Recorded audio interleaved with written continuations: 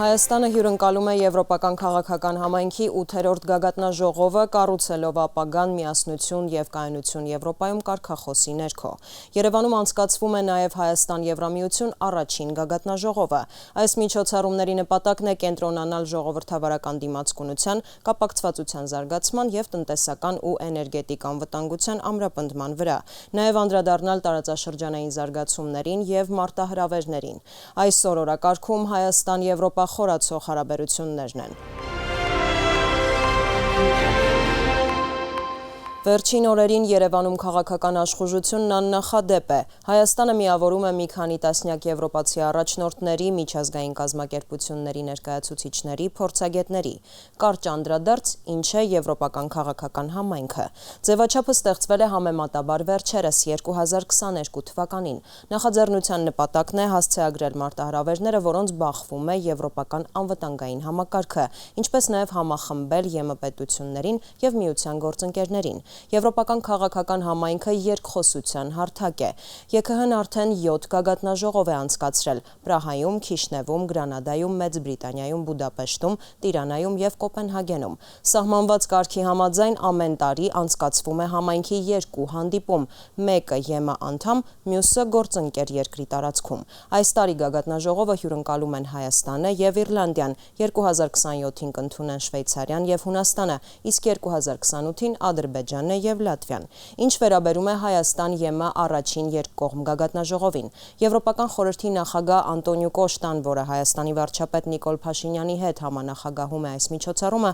օրեր առաջ վերահաստատեց. Հայաստանը Եվրոպական միության մտերիմ գործընկերն է և Բրյուսելն ակնկալում է խորացնել հարաբերությունները մեր երկրի հետ։ Օրակարգում են ժողովրդավարական ինստիտուտների ամրապնդումը, կապակցվածության զարգացումը և տարբեր ոլորտներում անվտանգությունը։ Ինչ կարևորություն ունի Երևանում Եվրոպական քաղաքական համայնքի և Հայաստան-Եվրամիություն գագաթնաժողովների անցկացումը, որ փուլում են և ուր են շարժվում մեր երկկողմ հարաբերությունները, կքննարկենք Հայաստանում ԵՄ պատվիրակության ղեկավար Վասիլիս Մարագոսի հետ։ Good day, Mr. Ambassador. Պարոն դեսպան, շնորհակալ եմ մեր հրավերն ընդունելու համար։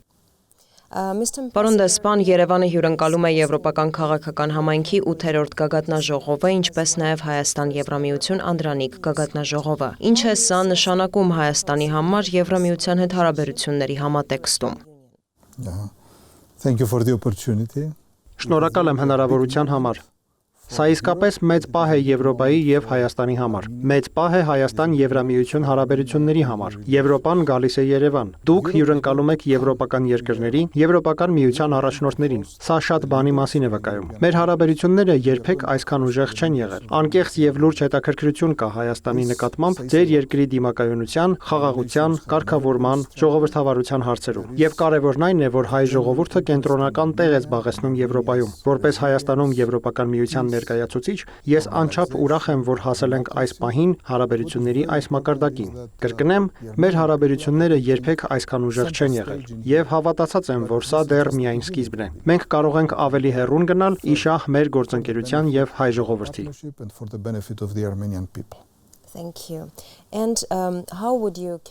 Շնորհակալ եմ։ Ինչպես եք գնահատում Հայաստան-ԵՄ հարաբերությունների ներկայիս մակարդակը եւ դրանց զարգացման հեռանկարը, որ ոլորտներն են առաջնահերթ կառույցի համար։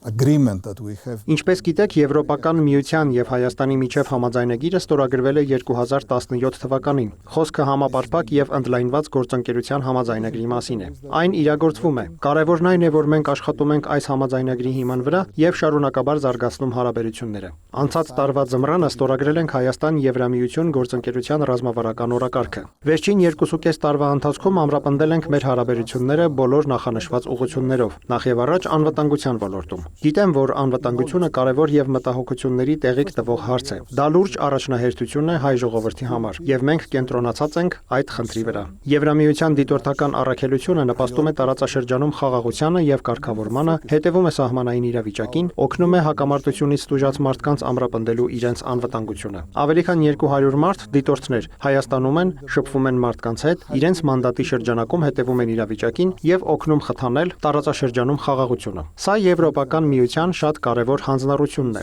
Նաև աշխատում ենք Հայաստանի զինված ուժերի հետ աջակցելու նրանց ոչ մահաբեր սպառազինությամբ, որը շատ կարևոր է։ Իդեպ այս աջակցության շրջանակում առաջին հատկացումներն արդեն սկսել են հասնել Երևան։ Շատ շուտով կներկայացնենք դրանք։ Եվրոպական խաղաղության հիմնադրամի շրջանակում ունենք 10 եւ 20 միլիոն եվրոյի հաստատված փաթեթները։ Սա մեծ գումար չէ, բայց իսկապես լուրջ հանձնառություն է մեր կողմից եւ շատ կարևոր արդյունք, որին հասել ենք միասին։ Բոլորը տեղյակ են վիզաների ազատականացման շուրջ երկխոսության մասին։ Սա անչափ կարևոր գործընթաց է, որի նպատակն է ապահովել եւ խթանել մարդկանց միջև շփումները, մոտեցնել հայ ժողովրդին Եվրոպային։ Սա շատ կարևոր կլինի բիզնեսի, հարազատների հանդիպումների, զբոսաշրջության, ուսանողների համար։ Արդեն ավելի քան 1 տարի է մեկնարկել ենք վիզաների ազատականացման երկխոսությունը։ Ներկայացրել ենք գործողությունների ծրագիրը եւ գագաթնաժողովի շրջանակում նախատեսում ենք հանրայնացնել առաջընթացի վերաբերյալ զեկույցը։ Այսպիսով, վիզաների ազատականացման հարցում իսկապես ճիշտ ուղղությամբ ենք շարժվում։ Խոսքս ամբողջական չէր լինի, եթե չնշեի մեր աջակցությունը Հայաստանի տնտեսական զարգացմանը, ենթակառուցվածքներին, կապակցվածությանը։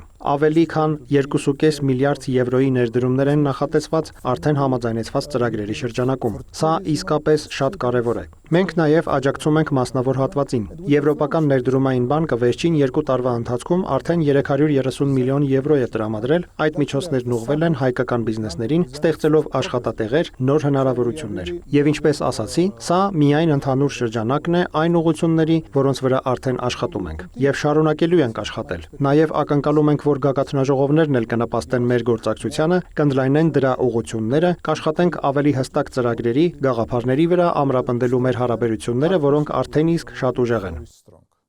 Mr. Ambassador, you mentioned visa liberalization. Պարոն դեսպան, դուք էլ անդրադարձաք վիզաների ազատականացման հարցին, բայց մինչ այդ արդյոք գործնական քայլեր արվում են, որ Շենգենյան վիզա ստանալու հետ կապված մարտահրավերները գոնե ինչ-որ չափով թեթևանան։ Face while gaining that Schengen visas. Yeah.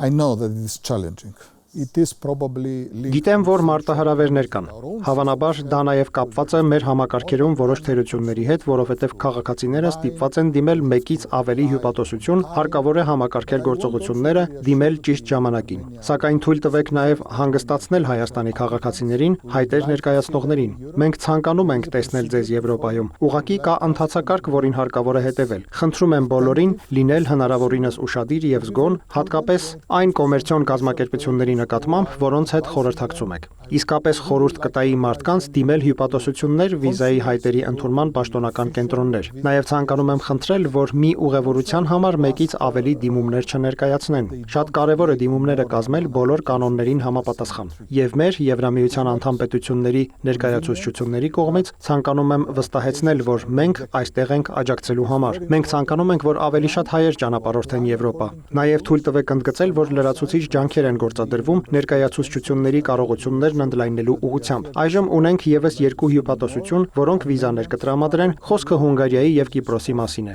Սա անկասկած կհեշտացնի այդ երկրներ այցելությունները։ Նաեւ ունենք հյուպատոսություններ, որոնք միջոցներ են ձեռնարկել մեծացնելու իրենց անձնակազմը, այդ թվում Եվրամիության բյուջեի աջակցությամբ։ Օրինակ Լիտվան այդպես է արել։ Նաեւ հեշտացվում է հերթագրման գործընթացը։ Օրինակ Գերմանիան կրճատել է հերթագրման ժամկետը, այն հասցնելով մոտ 15 օրվա։ Սրանք շատ կարևոր քայլեր են, որոնք մենք իրականացնում ենք, քանի որ իսկապես ուզում ենք Եվրոպայում տեսնել այն հայերին, որոնք ցանկանում են ճանապարհորդել բոլոր կանոններին համապատասխան։ Մենք ցանկանում ենք, որ նրանք այցելեն եվրոպական երկրներ, հանդիպեն իրենց ընտանիքի անդամների հետ։ Դա մեզ համար իսկապես շատ կարևոր է։ Այժմ կան ավելի մեծ հնարավորություններ նոր ուղղությունների, նոր չվերթների շնորհիվ։ Thank you. And Mr. Ambassador, ahead of the parliamentary Հայաստանում առաջիկա խորհրդարանական ընտրություններին ընդառաջ փորձագետներ նահազանգում են հիբրիդային սպառնալիքների մասին, ինչպես են Եվրամիությունն ու Երևանը գործակցում այս ուղղությամբ։ cooperating to address these challenges. Unfortunately,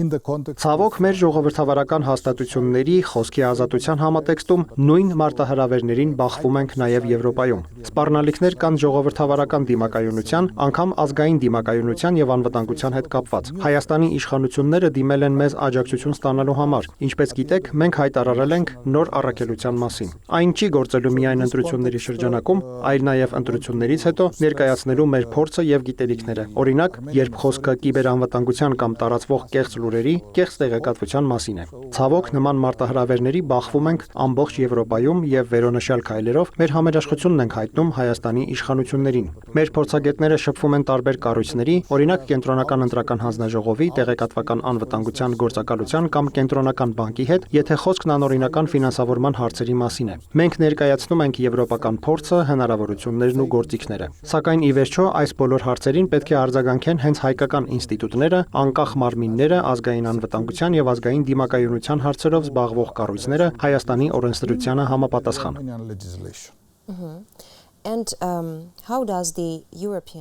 Ինչպես է գնահատում եվրոպական կողմը հարավային Կովկասում խաղաղության գործընթացները եւ ինչ հնարավորություններ է տեսնում այդ համատեքստում։